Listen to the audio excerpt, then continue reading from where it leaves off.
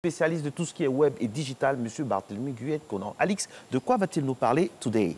Contenu digital aujourd'hui. Quel est le ton à adopter sur le web? Ah, ça c'est vraiment d'actualité. Bonjour à vous. Eh oui, bonjour, je ne le fais pas dire. Bonjour Marco.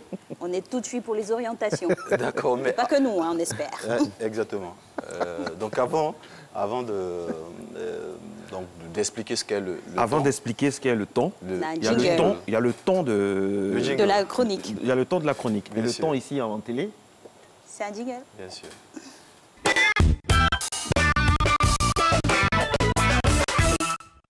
on y va. Voilà, donc je disais que donc avant d'expliquer ce qu'est le ton, on va se rappeler pourquoi on a choisi ce thème-là. Alors il faut se rappeler que la semaine dernière, nous avions eu sur le web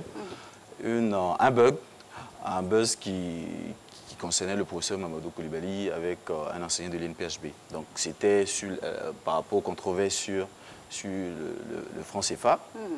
Donc, le professeur Coulibaly avait demandé donc, à tout citoyen, à tout Ivoirien qui souhaiterait avoir ce débat avec lui de bien le solliciter. Donc, il y a eu un enseignant donc, de l'INPHB qui l'a sollicité.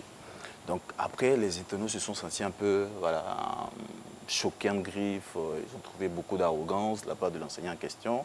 Alors, je me suis un peu penché sur le sujet. Alors, je me suis rendu compte que il y avait certains éléments, certains thèmes, toute la sémantique utilisée par l'enseignant. Il y a aussi le contexte du fait que c'est un enseignant docteur en anglais. Alors on se dit comment un docteur en anglais peut rivaliser en termes de débat avec le professeur Coulibaly. Donc on sait, bien sûr, c'est fait d'âme. Exactement.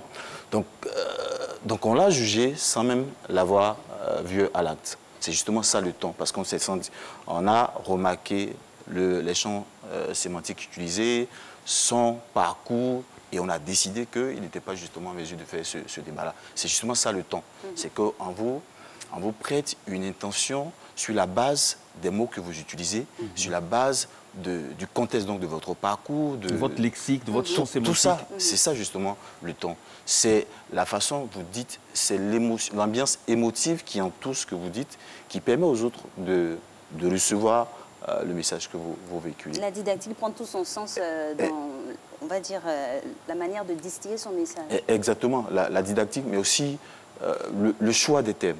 Le choix des thèmes que vous utilisez. Vous savez, dans le langage parlé, nous avons la gestuelle, nous avons les intonations de voix, nous avons les expressions faciales qui permettent à quelqu'un, votre interlocuteur, de pouvoir deviner votre état d'esprit dans lequel vous dites la chose.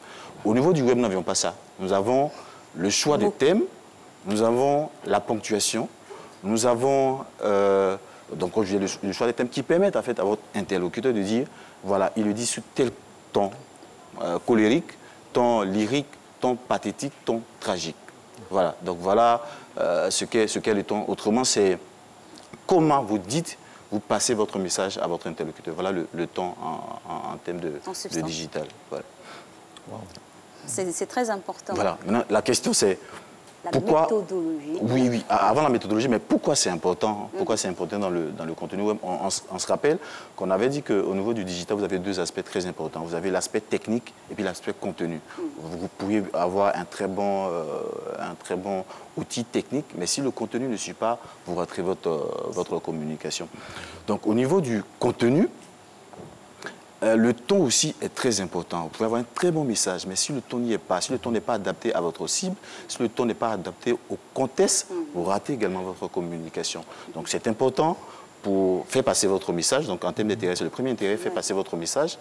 C'est important pour avoir une communication profonde avec votre marque. On se rappelle, les consommateurs n'achètent pas les produits en réalité.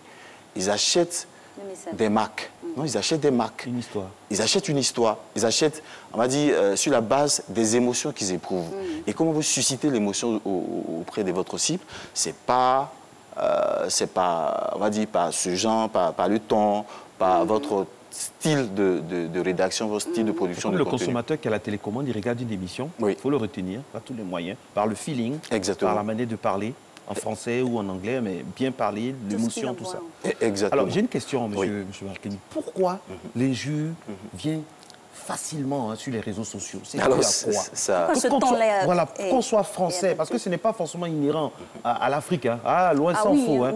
Ah oui, parce qu'il y a des choses qu'on entend aussi outre-Atlantique. C'est grave. Ça laisse pontoire. Pourquoi c'est si facile d'insulter sur les réseaux sociaux par rapport à la télé où au moins on va prendre... Pourquoi?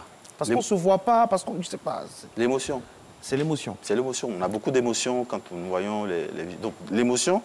Et puis le fait de... Voilà, il y a des complexes aussi qui peuvent ici se manifester. Donc c'est ça en fait l'émotion. Donc quand je suis complexé par rapport à ce que dit l'autre, quand je n'ai pas d'argument pour le contrer, alors là, tout ce qui me vient à l'aide, c'est de chercher à vexer la personne, discréditer à travers des injures.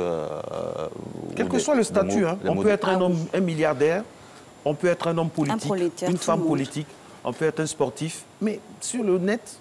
On a ce vernis de civilisation là qui disparaît trop facilement et trop rapidement. Beaucoup d'émotions en fait. Nous ne prenons pas un peu de distance quand nous avions des contenus pour réfléchir posément avant d'y répondre. Nous reprenons sur le vif. Il y a beaucoup d'émotions malheureusement qui y passent. Quel est votre médicament? Qu'est-ce que le docteur Guillet propose? Alors, vous préconisez quoi pour soigner tout ce qu'on entend, tout ce qu'on voit? Déjà, je pense que je ne suis pas docteur, je suis ingénieur. Donc voilà.